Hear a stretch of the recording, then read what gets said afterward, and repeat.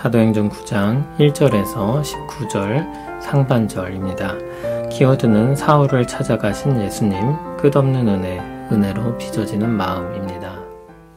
사울이 주의 제자들에 대하여 여전히 위협과 살기가 등등하여 대제사장에게 가서 다메섹 여러 회당에 가져갈 공문을 청하니, 이는 만일 그 도를 따르는 사람을 만나면 남녀를 막론하고 결박하여 예루살렘으로 잡아오려 함이라.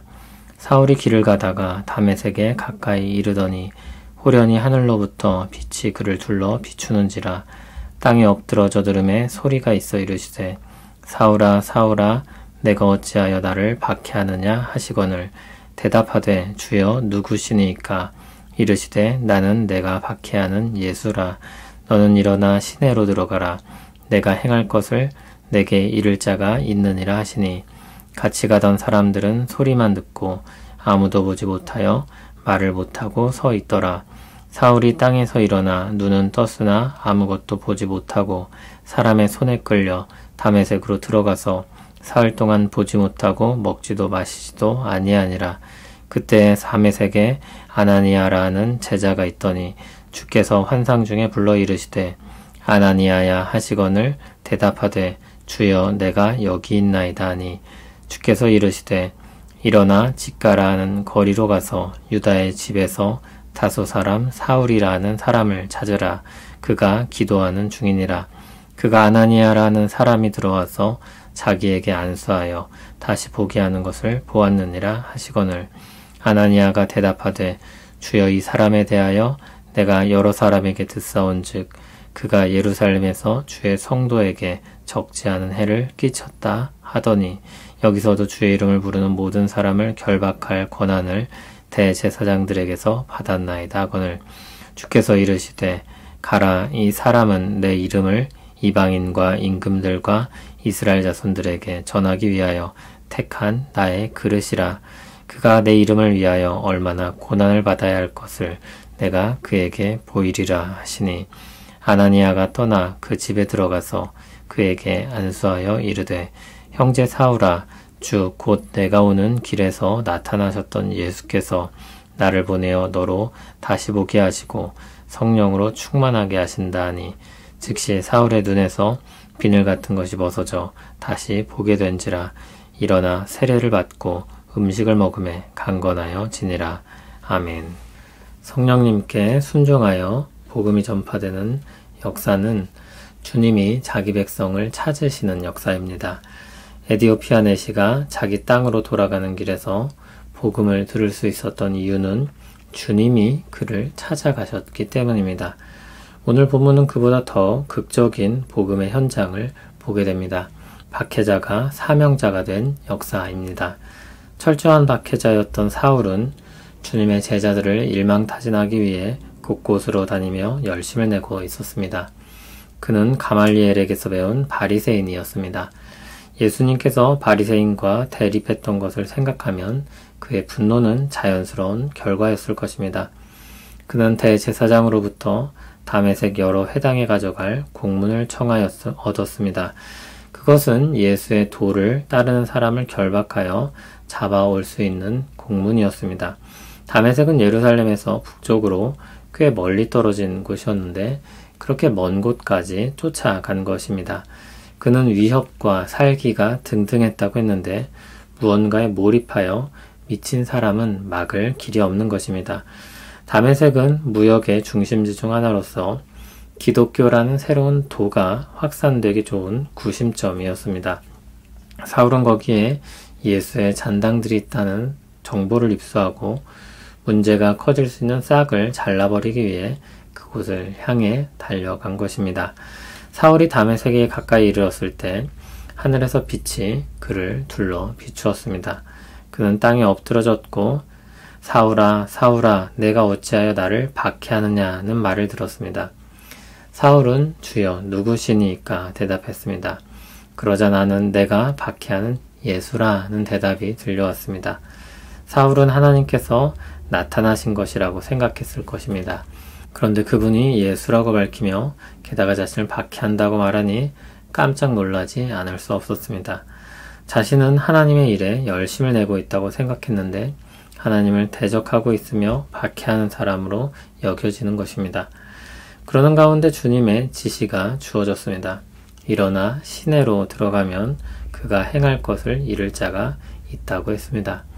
한편 사울과 동행하던 사람들은 그 빛을 보지 못했고 소리만 듣고 어쩔 줄 몰랐다고 했습니다. 사도행전 22장 9절과 26장 13절 14절에 이 상황이 또 언급됩니다.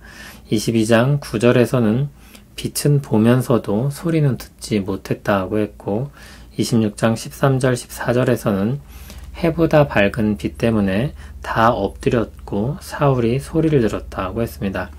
묘사가 서로 상충되는 것처럼 보입니다. 세 번 모두 동일한 저자에 의해 쓰인 글인데 서로 다르게 묘사된 것은 실수나 착각이 아닐 것입니다. 특히 꼼꼼한 조사를 통해 기록한 누가의 글이 그런 뻔한 오류가 있을 수는 없습니다. 그러므로 우리는 이 서술을 조화시켜서 이해할 필요가 있습니다. 이렇게 조화를 시켜 이해할 수 있습니다. 사울 일행이 빛이 임한 것은 보았지만 그 빛이 예수이신 줄은 알아보지 못한 것입니다. 그러나 사울만은 그 빛이 예수이신 줄 알았습니다. 한편 소리에 대해서는 사울이 일행이 소리는 들었으나 그 목소리가 말하는 것은 알아들을 수 없었던 것입니다. 그 음성을 이해할 수 있는 목소리로 들은 것은 역시 사울뿐입니다. 계시가 사울에게만 주어진 것입니다. 이렇게 서술에 있어서 차이가 나는 것은 아마도 기록하는 맥락 때문일 것입니다. 9장은 예수님이 사울을 찾아오신 사건을 누가가 타인의 입장에서 서술하고 있습니다. 22장과 26장은 사울 자신이 그 경험을 타인에게 말하고 있는 상황입니다. 누가는 9장에서 사울이 이끌리는 장면을 주목해서 묘사하고 사울의 회심 과정을 한 사람의 관찰자로서 서술하고 있습니다. 한편 22장과 26장에서는 사울의 말을 누가가 기록하고 있는데 사울은 자신의 경험을 개인적인 경험이 아니라 함께 있던 사람들에게도 나타난 집단적인 경험이라는 것을 드러내어 변론하고 있습니다. 그래서 사건 묘사에 있어서 차이가 있는 것입니다. 정리를 해보면 빛과 소리는 모두가 들었지만 그것이 주님이셨으며 주님의 계시가 있었다는 것은 오직 사울만 알았던 것입니다. 주님의 빛을 본 사울은 눈을 볼 수가 없었습니다. 그는 무력하게 동료들의 손에 이끌려 다메섹으로 갈 수밖에 없었습니다. 거기서 3일을 먹지도 마시지도 않으며 기도했습니다. 한편 주님은 사울을 위해 다메섹에 있던 아나니아를 준비시키십니다. 아나니아에게 환상으로 나타나셔서 그를 직가라고 하는 거리로 보내십니다. 그리고 기도하는 사울을 찾게 하십니다. 또한 주님은 사울에게 아나니아가 자신에게 안수하여 다시 보게 할 것을 미리 보여주셨습니다. 아나니아와 사울은 배우처럼 짜여진 각본에 따라 움직이고 있습니다. 그 각본을 짜고 움직이게 하시는 분은 주님이십니다. 그런데 아나니아는 사울이 누구인지 알고 있었기 때문에 망설입니다. 그는 주님의 성도들을 박해한 박해자이며 지금도 주의 이름을 부르는 사람들을 결박하려고 온 사람이라는 것을 알고 있었습니다. 그러나 주님은 가라고 말씀하십니다. 주님은 그가 주님의 이름을 이방인과 임금들과 이스라엘 자손들에게 전하기 위하여 택한 주님의 그릇이라고 하셨습니다. 또한 그가 주님의 이름을 위해 고난을 받을 것이라고 했습니다. 아나니아는 순종합니다. 사울을 만나 안수하고 그를 다시 보게 합니다. 놀랍게도 아나니아는 사울을 형제라고 따뜻하게 부르며 성령으로 충만하게 하실 것을 전했습니다. 사울은 즉시 다시 보게 되었고 일어나 세례를 받고 음식을 먹고 강건하게 되었습니다. 이렇게 주님의 주도로 사울의 극적인 회심 사건이 일어났습니다. 주님이 박해자를 멈춰 세우셨습니다. 사울은 스데반이 말했던 것처럼 자신이 하는 일이 무엇인지 알지 못했습니다. 그는 하나님의 일을 한다고 확신하고 열심을 내고 있었습니다. 주님은 그런 그를 찾아가셨습니다. 영광의 하나님으로서 찾아가셨습니다. 그의 잘못된 생각을 바로잡으셨습니다. 그를 이방인과 여러 사람들을 위한 복음 전파자로 부르셨습니다.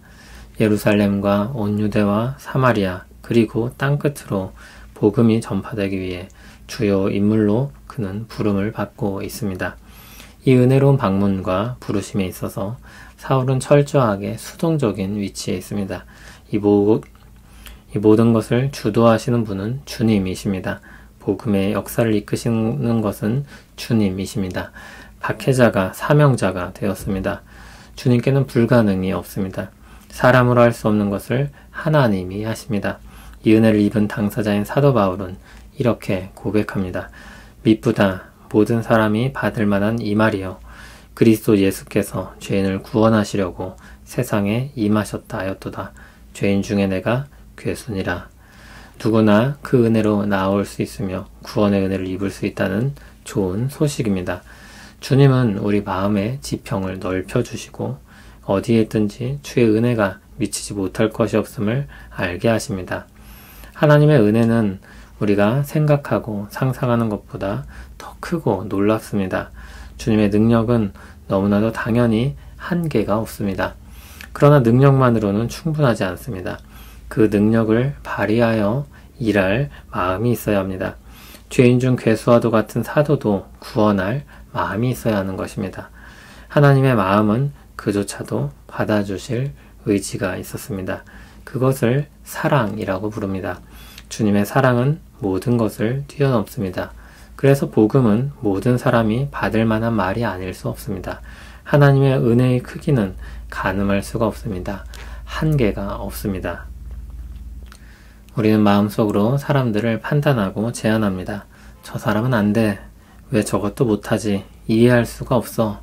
구제불능이야. 우리는 쉽게 사람들을 비난합니다. 그런 말들이 습관이 되기도 합니다. 그럴 줄 알았어. 내가 말했었지. 그것도 기억을 못해. 그 하나를 못해.